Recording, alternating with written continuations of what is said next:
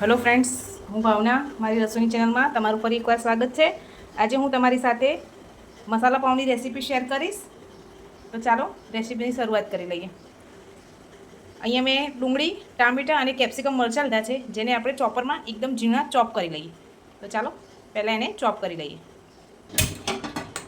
ગેસની ફ્લેમ ચાલુ કરી આપણે એક નોનસ્ટિક કઢાઈ મૂકી દીધી છે, એમાં ઓઇલ ઉમેરીશું।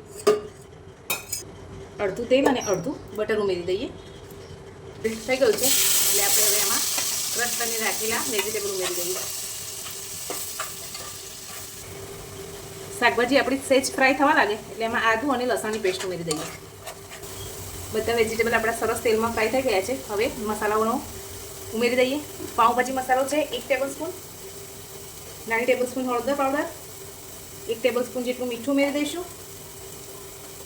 1 ચમચી ધાણા જીરું પાવડર છે, 1 ટેબલસ્પૂન કાશ્મીરી લાલ મરચું છે એ ઉમેરી દઈએ।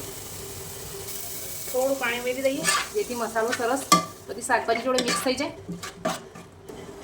શાકભાજી જ્યાં સુધી આપણે સરસ ફ્રાય થાય ત્યાં સુધી આપણે આ રીતે બંને બે ભાગ કરી દઈશું।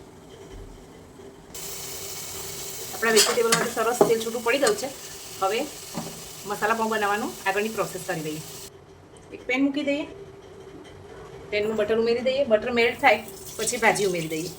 બટર મેલ્ટ થઈ ગયું છે, હવે એમાં ભાજી ઉમેરી દઈએ। હવે બંને સાઈડ મસાલાથી કોટ કરી લઈએ। આપણું પાઉં સરસ બંને બાજુથી મસાલાથી કોટ થઈ ગયું છે। હવે એમાં મોઝરેલા ચીઝ, એક ચીઝની સ્લાઇસ મૂકી બંને ચીઝ મેલ્ટ થાય ત્યાર સુધી ફ્રાય કરી લઈએ। ફ્રેન્ડ્સ, તમે જોઈ શકો છો આપણું ચીઝ પણ સરસ મેલ્ટ થઈ ગયું છે। તૈયાર છે આપણું મસાલા પાઉં। તમને મારી આ રેસીપી કેવી લાગી એ મને કમેન્ટમાં કરીને જરૂર જણાવજો। લાઇક, શેર અને સબસ્ક્રાઈબ કરજો। Thank you.